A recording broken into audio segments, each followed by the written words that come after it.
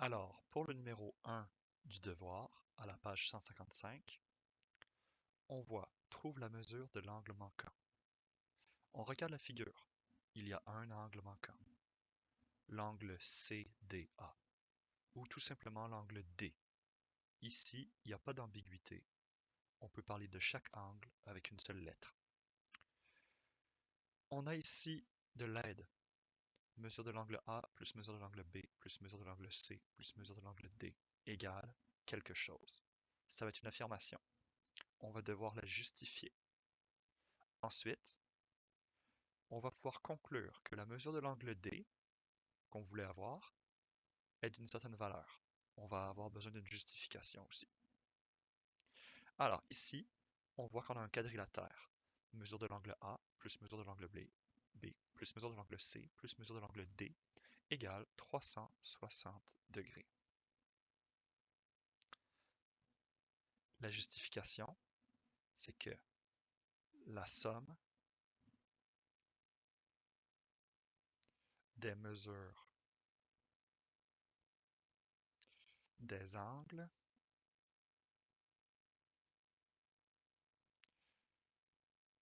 dans un quadrilatère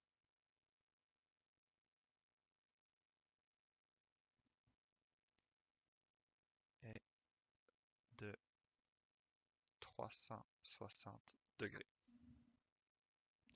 Ici, vous auriez pu utiliser le symbole angle,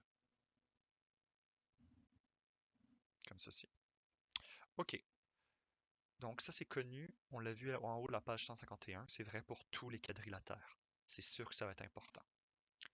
Maintenant, c'est ce qui nous a permis de dire que la somme des quatre mesures donnait 360 degrés. Maintenant, donc, la mesure de l'angle D, c'est égal à combien?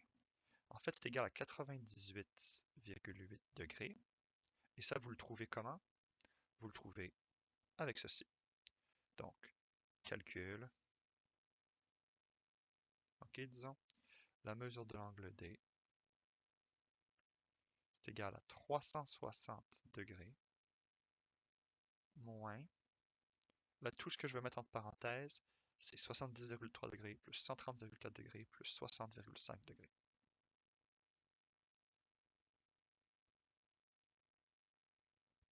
Plus 130,4 degrés plus 60,5 degrés.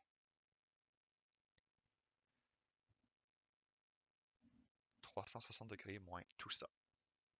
Ça donne 98,8 degrés. Fait intéressant, vous auriez pu faire ça en une seule étape si on ne vous avait pas obligé de le faire en deux étapes. Ça, on peut appeler ça grosso modo une étape. OK?